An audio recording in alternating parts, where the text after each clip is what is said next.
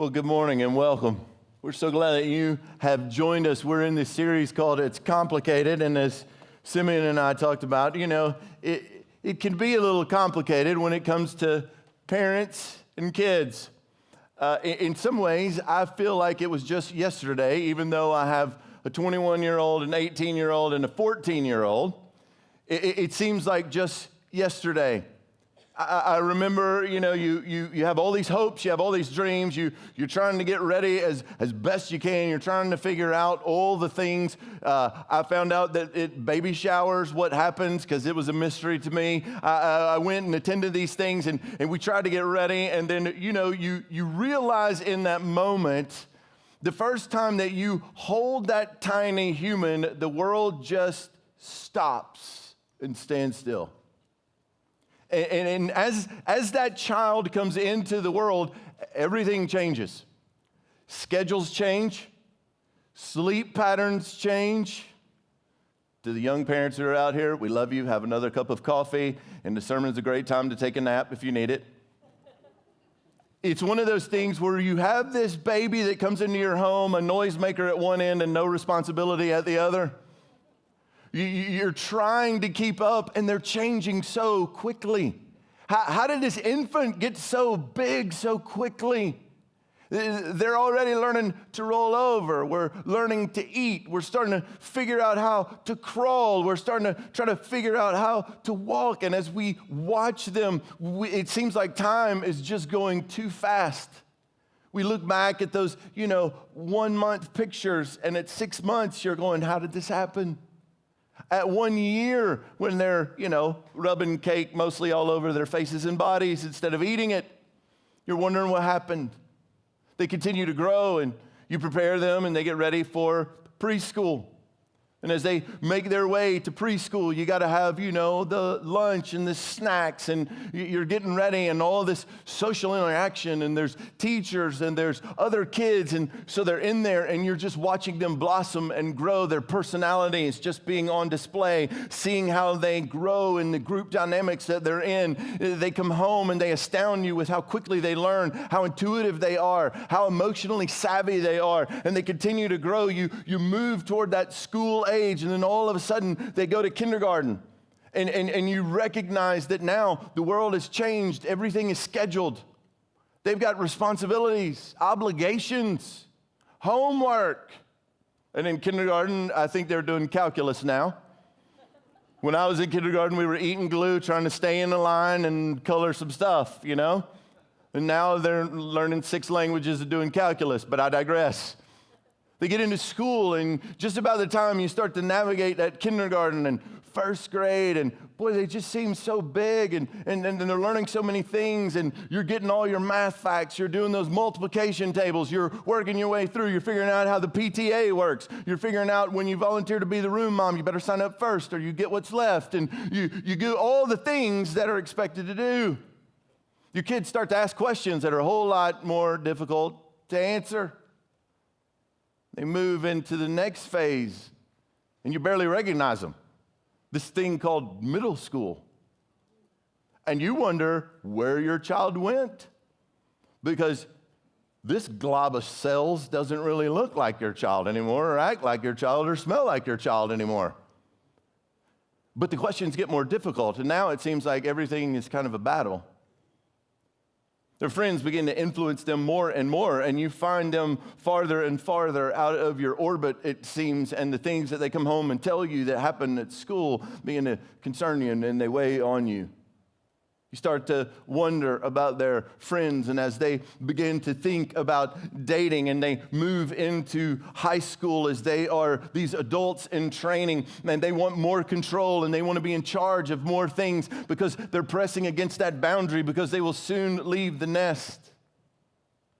You watch them walk across the stage, and the tassel that hangs on the sides, you still see a kindergarten graduation and wonder what happened.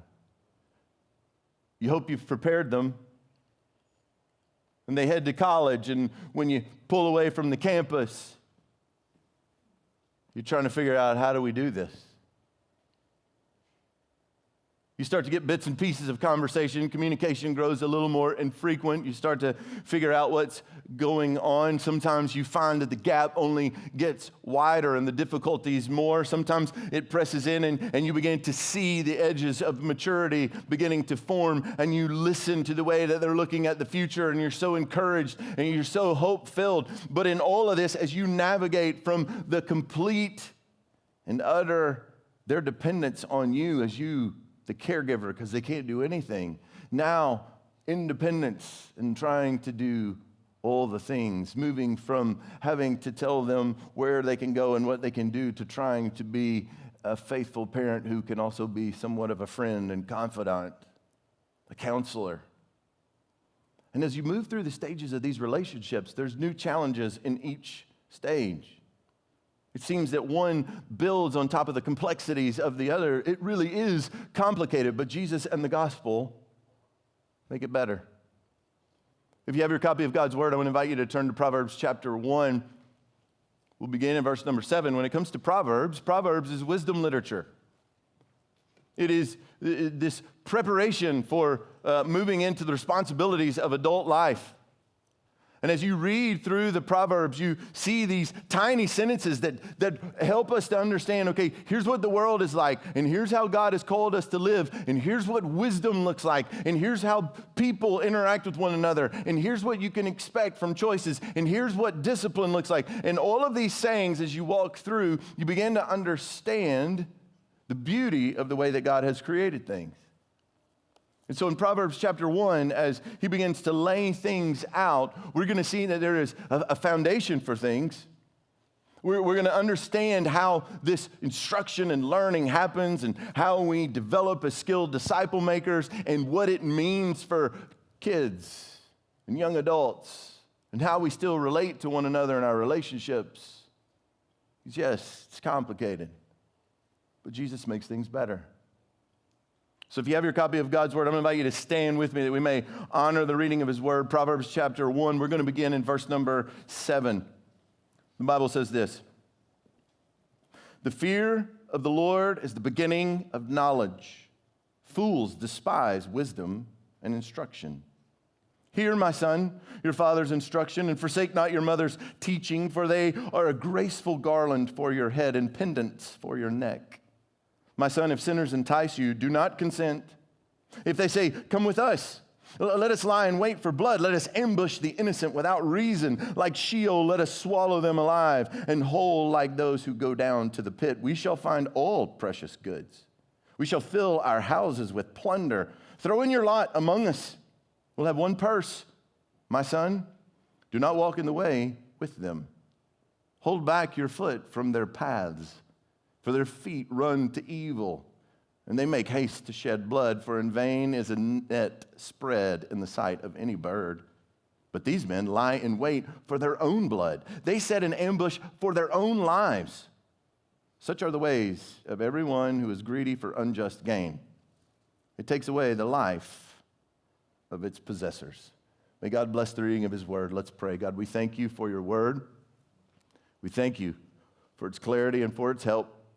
We ask you now, guide us into truth, illuminate our hearts and our minds that we may understand, receive, and with glad hearts in submission to Jesus, obey. God, I confess before these, there's nothing good in me but Jesus, but that is more than enough. He is my portion. And so this day, oh God, I ask that you would take this servant, take my mind and my mouth and my heart. I belong to you. The Word and the Spirit will always do their work. Help us to rest and trust. Be glorified in your church, for this is our prayer in Christ's name. Amen. You may be seated. He starts out, and he walks through. And if you know anything about relationships, there's a thing that you have to remember in everything. It's the thing that he tells us in verse number 7. The foundation is God. In any relationship, if we are to grow and develop, if we're to have a healthy relationship and move in the right direction, the foundation has to be God. I want you to know, parents, kids, young adults, wherever you are, whoever you are, All your relationships need you to love Jesus more than them. God is the foundation of everything. And you read this fear of the Lord, and sometimes we go, well, wait a minute, I don't understand. Why would we fear the Lord? I think there's a confusion that sometimes we take this human concept of fear and we think, well, it's as if we're waiting because God could just be mean at any moment and we have no idea why he would just act in this ununderstandable way where he might lash out. But that's not what this fear talks about. The fear of the Lord is the recognizing just how holy he is, how separate he is, how other and different he is. It's a reverence. It's an awe. It's a respect. It's not a fear that he's going to be mean to you. It's not a fear that he's going to mistreat you. The fear of the Lord is not that you have to run from him because he's just waiting to get you. The fear of the Lord is the recognition that you really can't imagine that he would want to listen to your prayers. That in his presence, where angels cover their face and announce how holy he is 3 times, that he would welcome you into his presence. That the all-powerful, almighty, omnipotent God would not only dwell with us, but take delight in our company. When we talk about the fear of the Lord, it is because he is so infinitely good and holy. The foundation for any relationship that would be healthy is God. We need a gospel-centered, Jesus-loving foundation. That's true in marriage. And it's true in parents and kids. So he continues and he goes on in verse 8. He says, "Hear, my son, your father's instruction, and forsake not your mother's teaching." Now, there's a couple of things that's important for us to understand. Faith and family instruction are God's design. This is the way that God put things together. In Deuteronomy 6, you hear, O Lord, hear, O Israel, the Lord our God is one. You shall love the Lord your God with all your heart, your mind, your soul, and strength. And then he goes on and he talks to parents and he says, here's what I want you to do. When it comes to faith, when it comes to instruction, when it comes to teaching, I want you to talk about it when you get up in the morning. I want you to talk about it when it's time for breakfast. I want you to talk about it when you're picking out clothes. I want you to talk about it when you're changing diapers. I want you to talk about it when you're in the minivan. I want you to talk about it when you're at the soccer field or the Chick-fil-A. I want you to talk about it when you're getting ready for bed, when you're lying down, when you're getting ready to go to sleep, when it's prayers around the edge of the bed. I want you to talk about this all the time. I want you to understand complicated schedules and complicated living doesn't mean that you don't have opportunity. We need to learn to embrace those rhythms. Things change. Rhythms change. Schedules change. But when you make faith a natural part of everything that you do, there's always space to talk about it. Make the minivan about mission. Make the minivan about discipleship. Make the table a place to talk about Jesus and pray. You see, when it comes to designing these things, that's the way he's put it. So he says, I want you to hear, my son, your father's instruction and forsake not your mother's teaching. Now, when he says hear, I want you to know this is a little bit different than just like, okay, I heard words. I've told you before, in my house, when Allison Nix needs me to receive information and know what was actually said, she says things like, I need you to listen with your eyes. No distraction, no looking somewhere else. I need you to listen with my eyes. And then sometimes she'll ask me to repeat what she said, and when I can't, oh man, I failed in the listening thing. Kids, I want you to think about the way that the world is designed. I want you to think about the way that the world portrays families, but I want you to understand the way that God has designed families. It's important to listen to your parents. It matters. When my girls were small, we would watch various and sundry Disney Channel things. And when we did, most of the time, those shows portrayed this. Dad is the biggest moron in the house. He has no idea what's going on anywhere. He can barely tie his shoes without falling over. Mom is the one who seems a little more reasonable, but the smartest one in the house is the kid who can make a wreck of everything, but in 30 minutes, tidy it all up with the music cueing in the background and everything's fine. And I told my kids, that's not the way it is, and it's not the way it's going to be in this house. I told them, I said, I want you to know, and I told my girls this, and it holds true to this day. Ask them. I want you to know that your dad can emotionally support you. I want you to know that I will be there for you. I want you to know that you can talk about whatever you need to with me. I want you to be able to trust that my arms will wrap around you and that this embrace will be safe and that you can cry, that you can tell me what it is that you need. You can tell me what it is that you feel. You can tell me where the struggle is, and I want you to know I'm with you. And to the best of my ability, by the grace of God, I'm going to love you. Not be aloof. Now, I may not be on all of the lingo. I may not know all of the things that your friends like to do, but I want you to know this. When it comes to the design of this home, I want you to understand that there's not going to be anything and anybody that's going to love you like I do.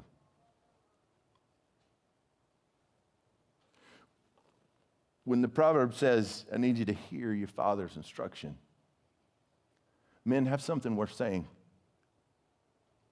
We're talking about instruction in the Lord. When I was growing up, my dad was like the king of one-liners, things that he would always say, usually things like good, better, best, never let it rest, until your good is better and your better is best. Usually that was around either a chore that I had done poorly or cleaning my room. Outrageous demands made of me for free room and board, things like clean your room. What? And so in this, he would have all these one-liners. He would say, son, your name needs to mean something. When you say you're going to do something, you need to do it, and you need to do it well. I'd be like, okay, Dad. Over and over and over, there would be these things, and I used to get to that place where I know y'all have never observed this in your homes, especially if you've had middle schoolers. I get the eye roll to Dad, which was a crime punishable by, being marched outside the barn and beaten senseless or something. I don't know. I'd get the eye roll, but the reality is my dad was trying to lay some foundational things. Son, nobody will love you like Jesus. So you can always come back to Jesus. When I would leave the house, one of his dirty tricks was like one of the most despicable things he would do. I'd finally achieved what I thought was the apex of freedom, a driver's license. And he would say this when I would get ready to go out of the house. Be back by 10. And son, be godly. What a dirty trick. Didn't even tell me to be good. He'd say, be godly. I'm like, oh, man. Here. My son, your father's instruction, forsake not your mother's teaching. You see, when it comes to these things, I want you to know, and this is for both parents and kids, when it comes to the relationship dynamics, you need to concern yourself more with their personal holiness than their personal happiness. You need to concern yourself with your kids' personal holiness and your own personal holiness than your own personal happiness. We've gotten in this habit to where we build kid-centered families instead of Christ-centered families. Where the number one priority for us is whatever we want to do on the schedule that we want to do it on around everything else, and then we'll try to squeeze in a little bit of Jesus if we can find the room and the space. When the kids are just crying and it seems like they won't stop, we just want to pacify them.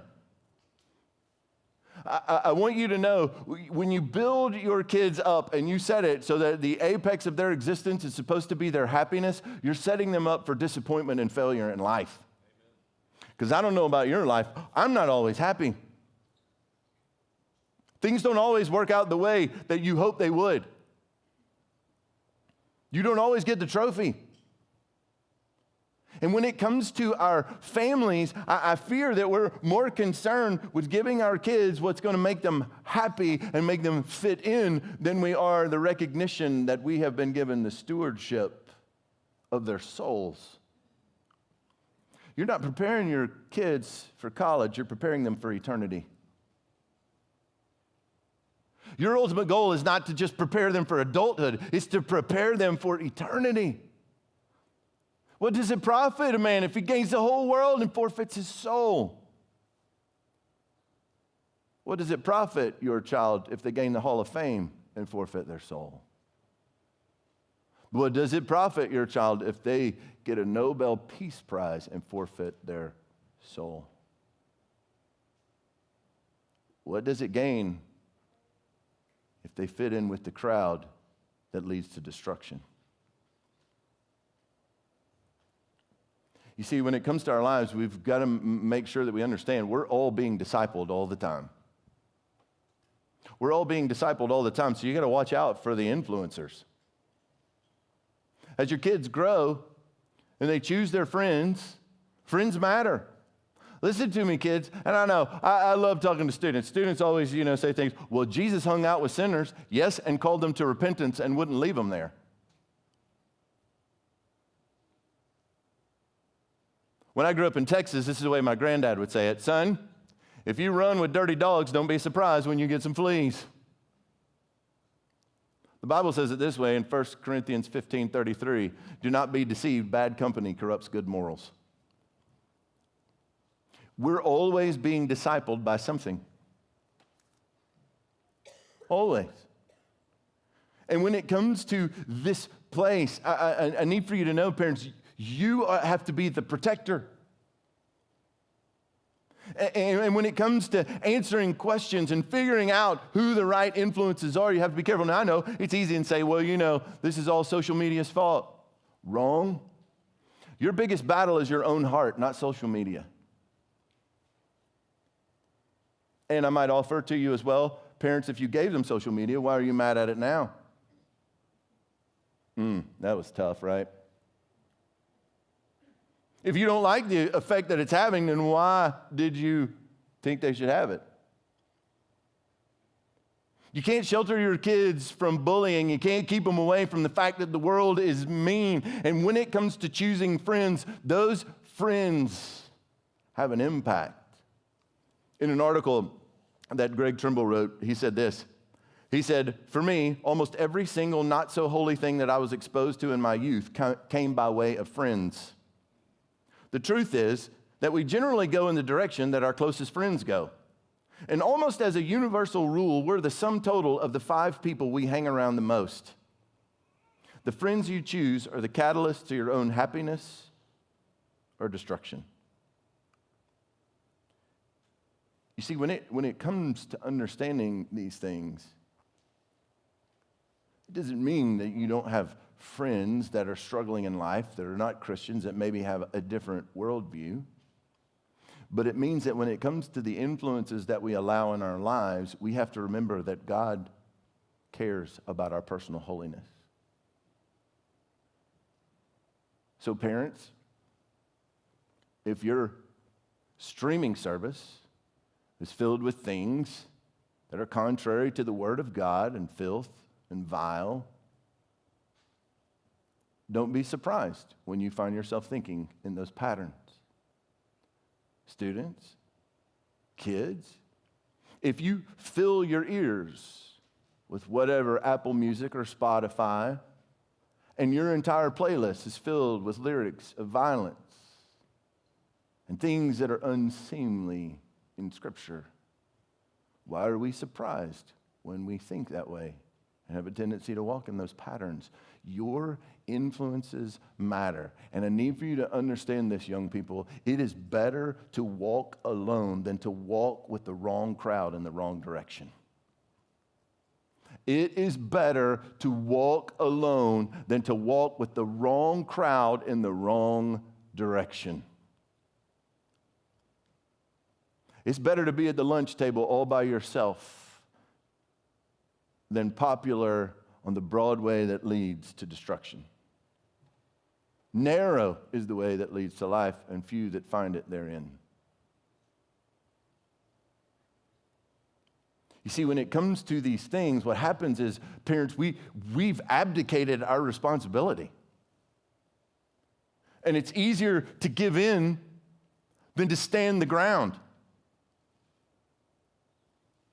But know this, your biggest struggle is not your kids. It's your own heart.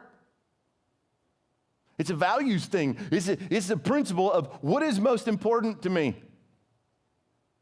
Their eternal destiny or their momentary happiness? These things matter.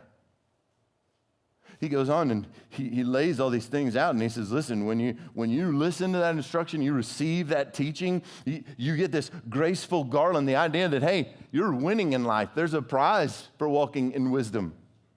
There's pendants for your neck. There's this graceful way when you listen and you follow the ways of God. And when your parents are giving you wise and godly instruction from the Word and you follow that, it's a beautiful thing. It's a wonderful thing. But don't be a fool, because verse 10 says, my son, if sinners entice you, do not consent. Sin will always look pleasant. Ask Adam and Eve. And the enticements grow. But know this,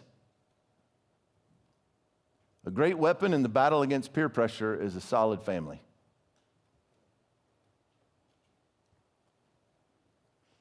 And he goes and he just lays it out. He says, listen, when they say, come, let us lie and wait for blood and ambush the innocent, you're going, dude, none of my friends are doing that. Okay, maybe not, but maybe it's public shaming or bullying through social media.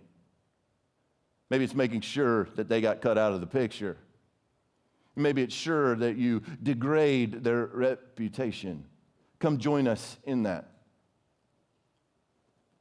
You say, okay, well, there's these other things. He says, he goes on down, and in verse 13, he says, listen, we're going to find all these precious goods. We're going to fill our houses with plunder. So you just need to throw in your lot among us. We'll have one purse. I want you to understand, when it comes to this, any group that tells you that you got to have loyalty for them over your family, and any group that tells you that your identity is found here, is to be avoided. And know this, young people, I need for all of us as Christians to understand this. When it comes to your identity is not going to be determined by your race, your creed, your political party, your gender, your sexuality, your economic status. If you belong to Jesus, your identity is found in Him. I have been crucified with Christ. I don't even live. I died to all my dreams and all my hopes because I knew they were self-serving and misguided.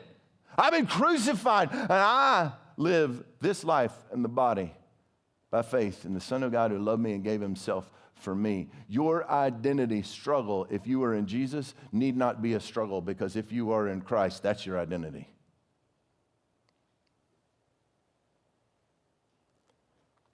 They're saying, no, you can just throw in your lot among us. You be like us and you'll find true happiness. You'll truly be free if you'll just stop listening to your parents and come on in with us. Let me just offer this as a word of suggestion to you young people. People who can barely tie their shoes, have not graduated, are not married, have never had a child or held a job for very long, are probably not the ones who can give you the best counsel on the deepest things of life. That's not throwing shade. That's just facts. There's a reason that the Bible says you need older Christians to teach younger Christians, because I need people who have been somewhere in life that I haven't to say this is how it works for Jesus in this phase. Because the grand reality is true freedom comes with responsibilities and boundaries. True freedom comes with responsibilities and boundaries. God has given us these good things. And notice what He says in verse 7. We get that, okay, the fear of the Lord, beginning of knowledge, great. But listen, fools despise wisdom and instruction. Proverbs 15:5 says, listen, that's the way, if you want to make sure that you are going to get it wrong, just ignore those who love you. Just ignore those who would give you counsel from God's word, and instead, you just do what you want to. You can despise godly teaching, godly wisdom. You can despise godly instruction, but it will only make you a fool. My son, do not walk in the way with them. Hold back your foot from their paths. Because their feet are running to evil, and what they're actually doing in their haste to shed blood. And he gives a little analogy. He says, listen, even a bird can see if you lay down the net not to fly into it. But they're lying in wait for their own blood, and they're setting an ambush for their own lives. You say, okay, John, so what do we do? It's complicated. I get it. It's complicated. What am I supposed to do? Remember, it all starts with God. If you're here today and you say, listen, John, you got to understand, my kids are all grown. It's too late. There is no such thing as a hopeless cause when it comes to Jesus. Hopelessness doesn't even register. Jesus said, all things are possible to those who believe. You say, well, John, I've already wasted so much time. My kids, they're already in high school. They're about to graduate. They're going to be out there. What can I do? Remember, everything starts with God. To the single mom going, I'm doing the best I can. I'm working 3 jobs, and I can barely keep the bills paid. I don't have time for all this instruction. I long for it. I desire it, but I can barely keep my eyes open long enough just to keep the bills paid. I want you to know, every moment that you think you are not enough, that's absolutely true, but Jesus is more than enough. And he will sustain you. And he will keep you. He will lift your feet out of the miry clay, and he'll set them on a rock. He is the God who rescues. And I would commend to you, read 2 Timothy. For a boy who had an unbelieving father and a dysfunctional relationship in the community, there was something about a praying mama and grandmama that had him be one of the apostolic leaders in the New Testament church, a faithful and trusted young companion to the Apostle Paul. Amen. But remember, it all starts with God. Now, if you're like me, I'm the all in immediately. So I need for you to know, if you have a 2-year-old and you think you're going to all sit down and have 45 minutes of family worship, that's a fool's errand. That kid's going to be eating the furniture, chewing on the book, screaming, crying, hungry, needing a snack, and probably got a boo-boo in the diaper. You've got to be wise about these things and see where you are, but plead upon the mercies of God. Remember that it all starts with him. Don't just sit down with a piece of paper and say, I'm going to do this and this and this. Plead upon the Spirit's power and mercy. Remember, it all starts with him. When it comes to teaching, everybody feels in over their head. Everybody feels inadequate. If you haven't felt inadequate as a parent, I have no idea how to relate to you. I regularly find myself in over my head. So our teaching and our instruction has to be rooted in the Word, not freestyling on whatever psychology is out there and what some teen counselor says, but it's got to be rooted inside God's Word.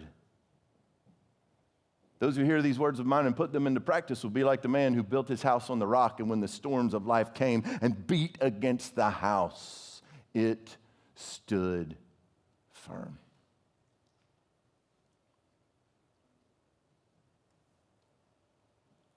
Give yourself to the Word. Get your kids in the Word. Just take one step. How about one verse? Just tell them who God is, how he loves you. Next, why sons and daughters are good listeners. You need to listen to your parents. I need for you to understand, young men and women, your greatest struggle is not against your parents, it's against your own heart. That's your greatest struggle. It's in your own heart. This is the gospel-centered understanding of who we are. When it comes to your teenage angst, this dystopian thing that you feel like is going on, I need for you to know that the truth is going to be found in the Word. And when your parents give you godly counsel, instruction, and teaching, listen. Because your most significant struggle, your biggest fight is not against your parents, it's against your own heart. Next, choose your friends and heroes carefully. Choose your friends and heroes carefully. When it comes to these things, we live in a world where evil is celebrated as good and good is vilified as evil. Who you keep company with matters. 1 Corinthians 15:33. Do not be deceived. Bad company corrupts good morals. Choose your friends and your heroes carefully. If your heroes have lots of money and very little Jesus, you got the wrong heroes.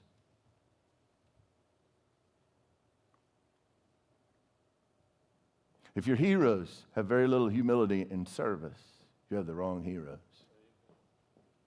When it comes to our life in Jesus, I want you to understand the scripture just has one hero. His name is Jesus. He is the author and perfecter of our faith. He is the champion and the one that we look for. He is the one we are trying to conform to the image of. Choose carefully. And finally, remember this, relationships take work. It won't be easy, and it's never done. It won't be easy, and it's never done. Relationships take work. You say, well, John, I'm a little overwhelmed by this. I'm trying to figure out, what do I do? There's two things I'm going to ask you to do today. First one is this. Remember, the foundation for everything is a personal relationship with Jesus Christ. I think a lot of people have tried to be religious and miss Jesus. I think a lot of people are looking at this as if as long as I keep these rules or try to do more good than bad, I'm going to be okay in the long run. And I need for you to know, when it comes to this, there's only one foundation that's going to stand. Has there ever been a moment in your life where recognizing because of your own wickedness and sinfulness that you deserve the wrath and condemnation of a holy God? And recognizing the weight of your sin in mercy, crying out, saying, Lord, save me. I am an unworthy sinner. And have you said, I will surrender to whatever I have to. I will die to whatever I have to. I will reorient my life around Jesus Christ. He will be my everything. He will be my hope in this life and the life to come. If you have never done that, I want you to know that's the foundational step, the first step that you need to take. So I implore you on behalf of the living God, if you have never had a moment where you know that Jesus has rescued you from sin and death, I'm not asking you if you've been nice, religious, baptized, catechized, or confirmed. I'm asking you, have you died to everything to live unto Jesus? And here's the other thing I'll tell you. When he comes to live inside of you, the evidence of grace will be there. The second thing I want to ask you to do is this. Whether you're a kid or a parent, whether you've got a kid here or not, or you don't have a parent here, or what, I'm going to ask us to pray.